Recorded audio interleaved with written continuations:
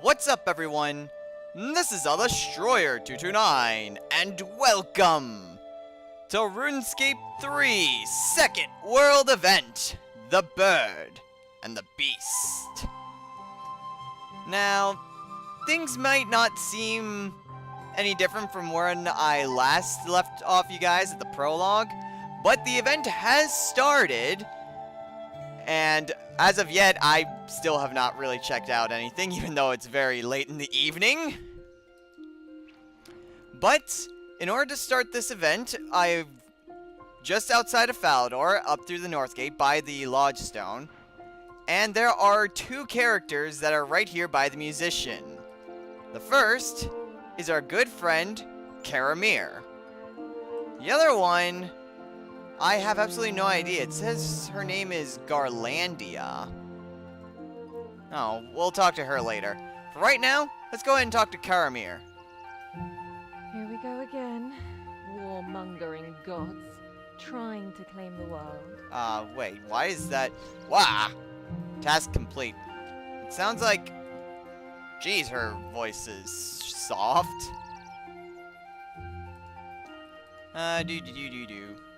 Apologize I have to do this midway through, but I do want you guys to hear what Kara-Meir has to say, since it is difficult for you guys to see. Here we go again. Warmongering gods, trying to claim the world. So, what's happening here?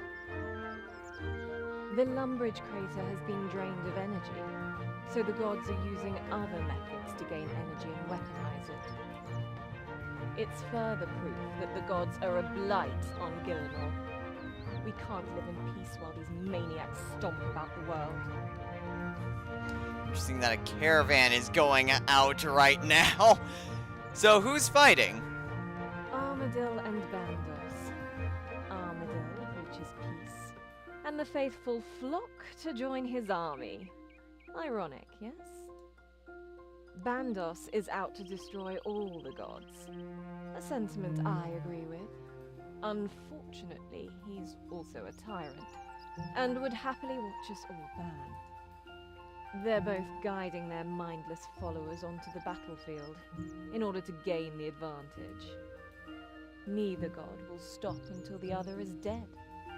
It's a welcome outcome, I suppose. The fewer gods, the better.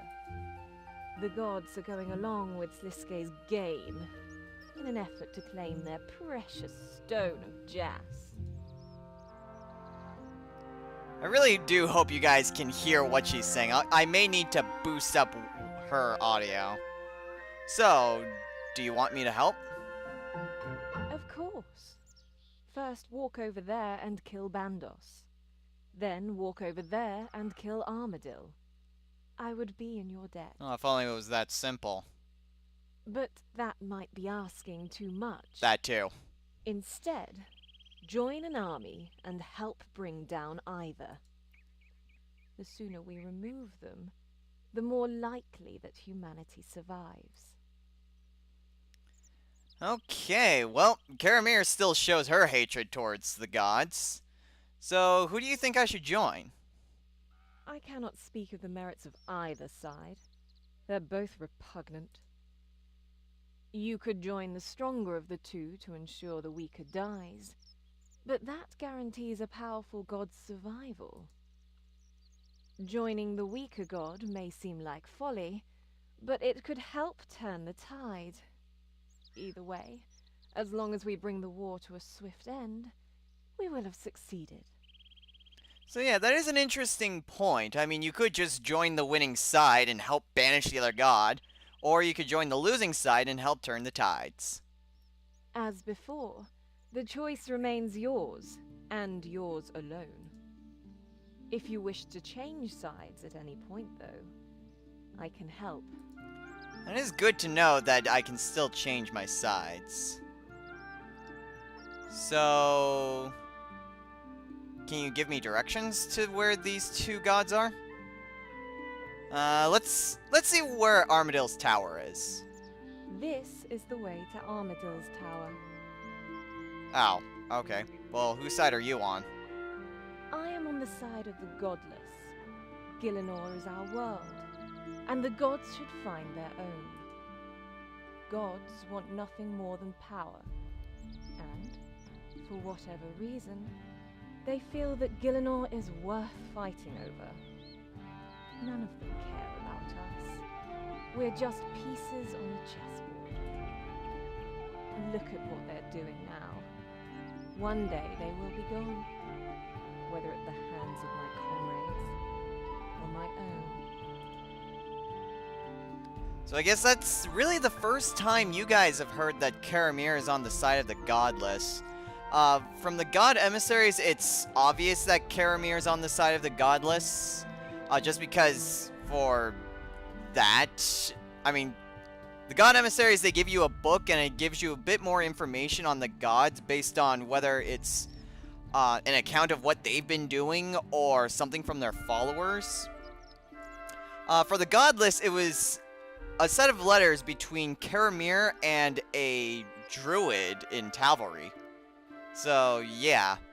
But, of course, since that's not directly related to the world events, I didn't show that. So, at least now you guys know for sure. Okay, so Armadil is down to the south. He's south of Falador. And Bandos... This is the way to Bandos's tower. Okay, now, I didn't actually get to see what happened, so can you show me what happened again? Replay opening cutscene. I didn't actually get a chance to see this before, so let's go ahead and see that.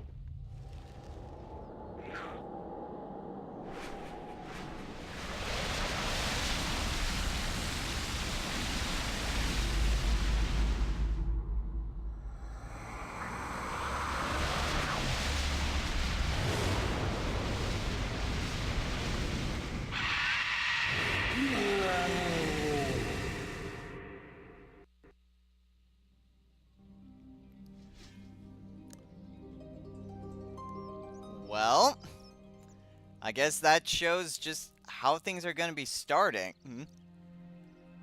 They're both after the divine energy from the divination spots. And whoever fires their weapon off first will kill the other god. Now, who are you? Good day to you. How are you faring in this terrible new war? At least you're louder than Kara-Meir. So, who are you? My name is Garlandia. I am from New Domina, and I am proud to be an Icene. I used to be a noble being, with wings that were the envy of everyone, but I lost them in an act of savagery. I am also of the godless. We do not heed the call of gods. If we all turn a deaf ear to their demands, then they will be forced to fight each other alone. Now that is interesting. An Icene who is a member of the godless. That's a first. So, how did you lose your wings?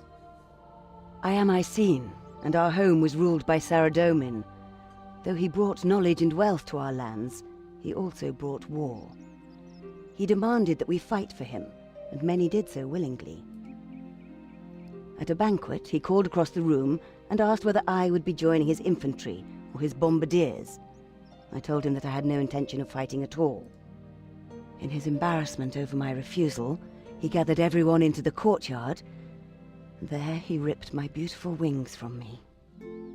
For an Icene, that is as good as death. Jeez. I guess this really does help prove that Saradomin really is not the benevolent god that everyone thinks he is. And if you're not on his side, he will destroy you. Unless you serve him in some other purpose. So what is life like on New Domina without wings? Hey, Ariane. It is unforgiving. On our homeworld, we migrate regularly from one continent to another. This is to stay in the sun, for the cold night is almost certain death. Without wings, I could not migrate. I endured the cold for what seemed like forever, basking in the fleeting sun, but I survived when others could not. I did not survive unscathed. My skin has shed its color, a reminder of the sacrifice I made to be free of a god. Wow, you really have suffered a lot. And, I mean, she's a brand new character, too. But I had other questions. So, what can you tell me about divination? Yes. What do you want to know? Okay, that's not quite exactly what it is. The question was, but where'd it come from? The art of divination emerged after the death of Guthix, when wisps and craters manifested in the world. You can harvest these wisps and gather their energy, earning insight and influence over the skeins of fate. Some say that this energy is made up of the barrier that was put in place to exile the gods. It has also been said that they contain the life force of the planet itself. So why would I need it? Divination has only recently emerged, so those who master it early will enjoy the benefits in the long run. It has many uses. It allows you to construct items that are helpful in daily life. It can save you from death, retain items you might otherwise have lost, or assist you in other skill training. As you can see, it can be very useful. The godless are actively researching this energy in the hope that it can be used to oppose the gods. I suppose that does tie in for some future hints that they've mentioned. Jagex has actually mentioned that there is another skill that will tie into heavily with divination. And I believe it's called inventing. And they're going to tie it in with the godless and them using divination. So I guess that's a little bit of a, I guess, in-game, I don't want to say spoiler because she's not actually saying anything, but I guess a teaser. Okay, so I can tell why you're not with Saradomin, but why did you side with the godless? I have witnessed a god's savagery firsthand. Saradomin is no paragon of purity and order as he maintains. He ripped off my wings simply to save face and preserve his dignity. Gods are like us, corruptible and flawed, but with devastating power at their disposal. I rejected Saradomin to underline that point. When a god calls, we do not have to answer. I joined the godless so that I could seed a thought, that we do not need to worship these beings. With no worshippers left, they'll leave us in peace, or fight each other directly. We can achieve this victory through strength of will, not blood on a battlefield. Unfortunately, I mean, while that is a very good way of thinking, there are so many people who are devoted to their gods. I mean, I've told you guys, I mean, just to reiterate the point, my personal allegiance is to Saren and the godless. My personal way of thinking is that the godless are indeed correct. Plus, I want to follow I want to follow what Guthix gave me the power to do, which was to banish all of the other gods. However, I personally don't believe the godless can do it alone. They need, ironically, the power of a god to do so.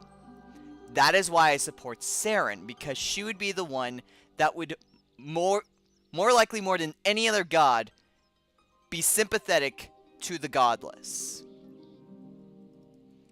Plus, Saren and Guthix do have a history together, so that could also help the godless with their cause. Push comes to shove, I'm not sure which side I would take more than the other. But like I said in the Battle of Lumbridge, I really hope it doesn't come to that. So, I really doubt this, but does everyone agree with that way of thinking? Many of the godless see my point of view, but others do not. Kara-Meir is one of them. She believes that force is the only way to answer the rule of the gods. She is fiercely strong, but also hot-headed. We do not possess the strength to kill gods, even with large numbers. Why does she think we can beat them with force? It is lunacy. Because what else can you do?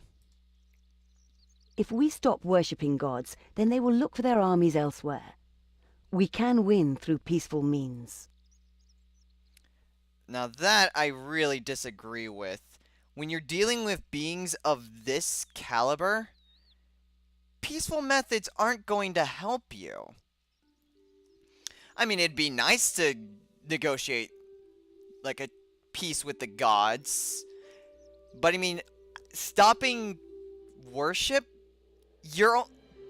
mortals are only going to experience the same fate that you did, Garlandia. And I'd say you are incredibly lucky to even be alive right now.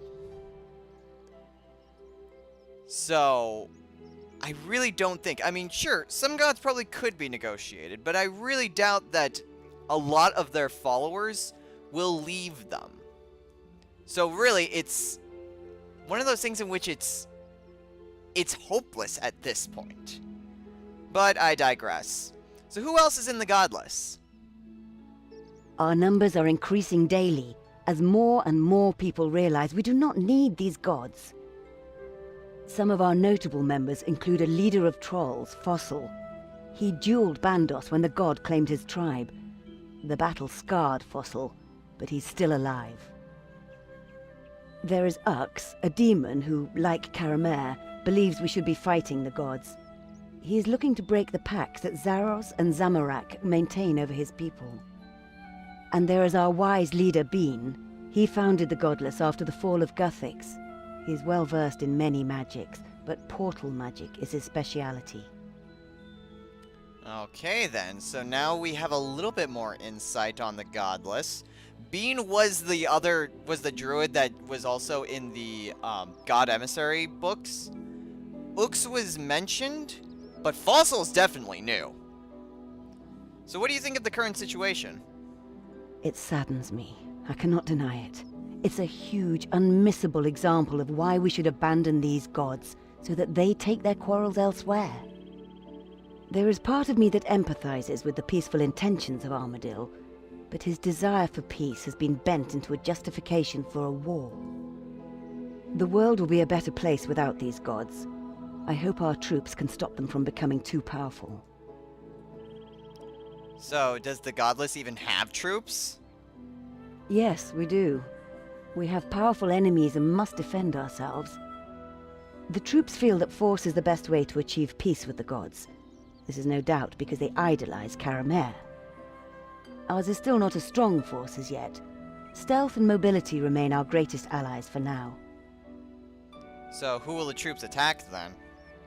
The troops will attack those who are strongest, so that no one side may gain a foothold. If one side becomes too strong, we will work to weaken them by any means possible. That way, when the battle is over, the victor does not have complete control over this domain.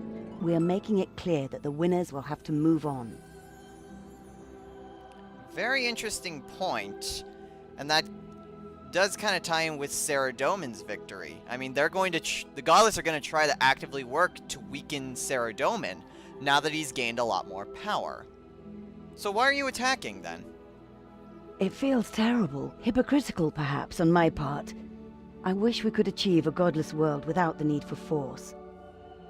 That'd be nice, but that really isn't possible. But these troops are protection. They're here to protect the lives of innocents who've been caught up in these endless battles. They're here for no more than that. Once we're safe, then we will be able to pursue a peaceful resolution with the gods. Is there no chance you could remain neutral, saving the lives of your troops? I fear there is no escaping this battle. One way or another, we are all involved. That is a good point. This is a whole worldwide issue. Well, I don't have any more questions. Don't believe the lies the gods tell you. Well, I do have my own reasons, and while I sympathize with the godless, I still hold my own reasonings true. The godless can only succeed with the help of a god. My bet is on Saren, though. Now, though, I get to finally, after talking to these two women for so long, now we can actually pick a side. Now, admittedly, I am a lot more sympathetic to Armadil's side than I am of Bandos's. Simply because Armadil's line of thinking more corresponds with what I personally believe in. And also, I think Armadil can be reasoned with. However, I'm actually going to be joining Bandos's side, initially. For only one reason, and one reason only. And that is because of the rewards. Once again, there are plenty of rewards, and I suppose we'll go ahead and get into that. I'm going to just go ahead and join Bandos's side, and then we can see what we can do with the rewards. Jeez, this is going to be really long, isn't it? I mean, how long has this been already? This has already been 22 minutes. Oh, dearie, dearie me. Okay, talking to the recruiter about the Bandosian faction. Alright then. I suppose we won't really see what goes into the event, although I suppose I can try to do another episode this weekend, just to show off what, like, the caravans and stuff can do. So let's go ahead and talk to the recruiter. May Bandos strike down Armadil! You're here to watch the bird get roasted. What's in it for me? Bandos knows a strong warrior when he sees one, and rewards will come your way if you prove your worth. Resources are vital for construction of the Scarecrow, that big siege weapon. Help our caravans return full. Slow Armadil's caravans, and you'll gain renown for every act. This renown can be exchanged for special rewards, like armor or abilities. Best of all, though, you'll have helped Bandos take down a god. Now this is something interesting. He did say armor and abilities. You'll notice that I do have this action bar right here for different combat abilities. Rewards for this world event do indeed contain new abilities, which is actually very nice. But the main reason why I'm going to be siding with Bandos is the armor. Once again, there are going to be War Priest armor sets. And the reason why I'm going with Bandos is because there's a special dungeon in the game called the God Wars Dungeon. And followers of 4 different sides, Saradomin, Zamorak, Armadil, and Bandos, they'll attack you unless you have an armor piece of the corresponding side. Since the War Priests of Saradomin and Zamorak work in the God Wars Dungeon, I'm going to assume that Armadil's and Bandos's will also work. I don't know about it if that is the case right now, but if it isn't, then it probably will eventually. And since Bandos gear is hard to find, or is really incredibly expensive, I'm going to go with Bandos's for about the first week or two. Then I'm going to switch sides to Armadil. So what do you need me to do? We're at war with Armadil, and we are seeking divine energy to build a weapon that will win this war. We have caravans out there gathering this energy. Make sure they return full. Armadil's lot have the same idea, and we need to send them packing before they're finished. We get more divine energy than Armadil, that's the war won. Don't forget, the more you help us, the greater your influence and your reward. Alright then. I'll join you then. Ha! That's a wise choice. You'll now suffer damage in Armadil's camp. Should you wish to safely switch sides, you can speak to Kara-Meir. We are constructing a siege weapon capable of destroying that big pigeon outright. We need a load of divine energy for it, though, and so we're sending out caravans to gather it. The main thing is to help our caravans gather more energy than Armadil's caravans. Attack Armadil's caravans and send them running home before they're full. Or you help us brush aside their attacks on our caravans. We need all the energy we can get back here. You can view the battle map using your faction token, or look at your world map to locate targets. I don't have a currently one of those items, but whatever. So what should I do now?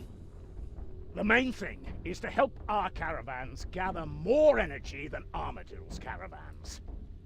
Attack Armadil's caravans and send them running home before they're full.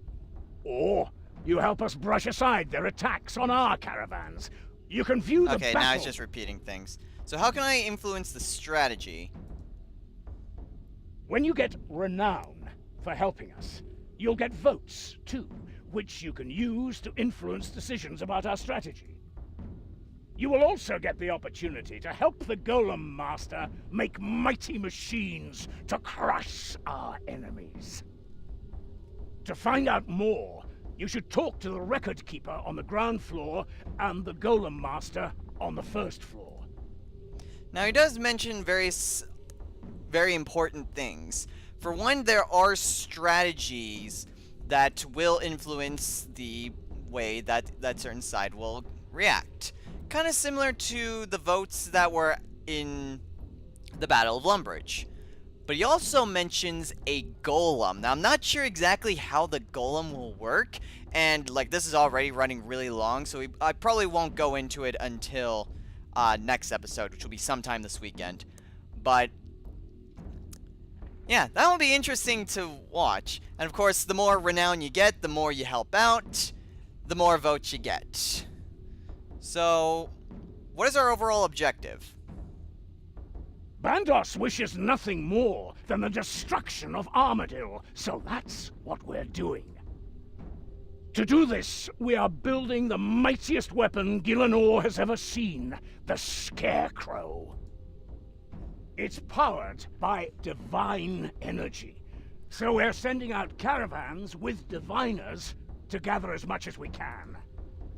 Our caravans must always return full, so need to fight off any bird lovers who attack them.